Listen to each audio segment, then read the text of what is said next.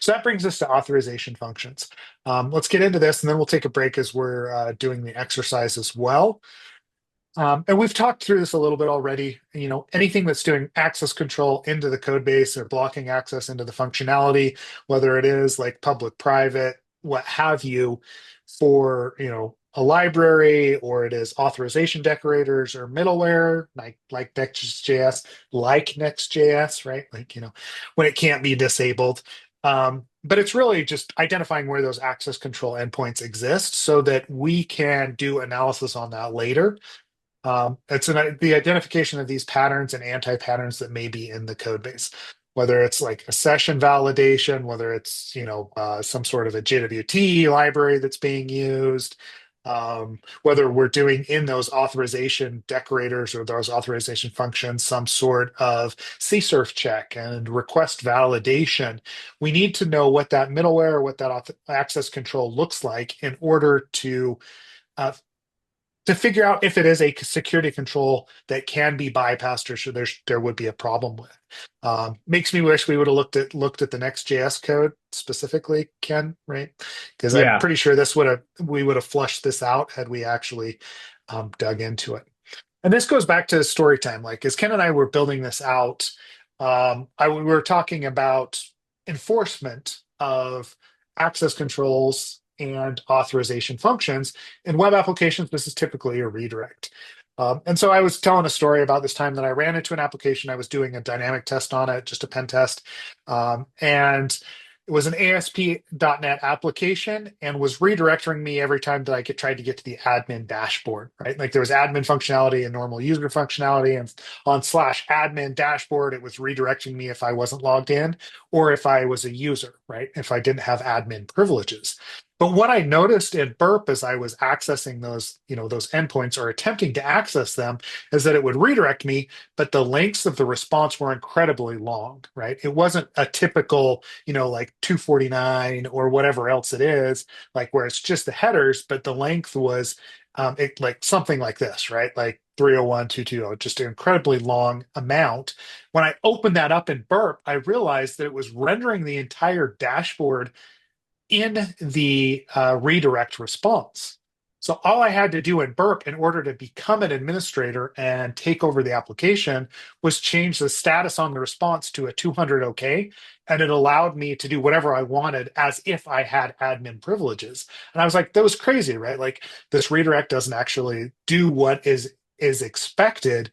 And I didn't know why it was happening, but we reported it as an issue, and the developers went on their way. And as I described this to Ken, he had actually seen similar things from a code perspective. And I'll let you take over. Yeah. Yeah, so as Seth had mentioned, this is actually, when we were originally building this course, we were having the conversations about which things to like kind of sort of like talk about and whatever. And with authorization functions, we really wanted to highlight this one, and we'll explain a little bit more why, because this actually underpins, we have two examples of the same, or not the same flaw, but similar concepts of the outcome being the same, basically. But for this example, I actually had access to code.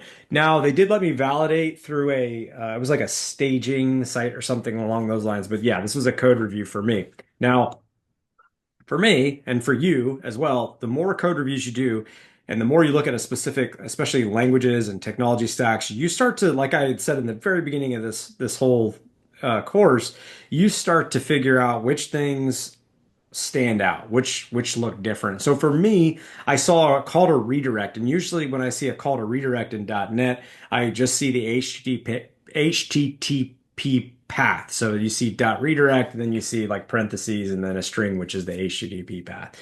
That's the way I've normally seen it. But I saw the HTTP path plus a second parameter which said false, and I'd never seen that before. So that was really strange. So when you look at the documentation, which I know Seth had just brought up, it says something really, really interesting. It says, when you say false here, that means I don't want to stop executing code. So what I will do is I will send back a 302 or a 301 header. I will give back a location, or sorry, a 301 or 302 response code. I'll give a location header with where you're supposed to go off to, but don't worry, I'm going to keep executing as if nothing happened, right? So what does that mean? That means that we're still going to continue. It's still going to process the HTML view and render back whatever the administrative page we just requested was. But it's going to give us a 302 or 301 with a location header, right? So what happens when you just strip that out and change it to, like, that's what Seth did. He just put a burp rule in that said change any 301 or 302 to a 200, remove the location header. And so what ends up happening is every time you make a request to the administrative endpoint, it still gives you the view as if, you were supposed to be accessing that page all along. If you send a request off with parameters, a state changing request to update some record, yeah, again, the response is going to come back as a redirection, but it's still going to process your request parameters. It's still going to execute whatever change happened and save that record. Everything still continues as it should. So this is the first kind of like lesson to learn here is when you're looking at authorization decorators, you have to know that they're going to properly stop execution. It's not enough to just redirect. It has to also stop doing things. We're going to show you another example here in a moment. Just be aware if you ever see something though visually, there's another lesson here where if you see something that falls outside of a normal pattern that you're used to seeing, definitely go look it up. Just research, what's going on here.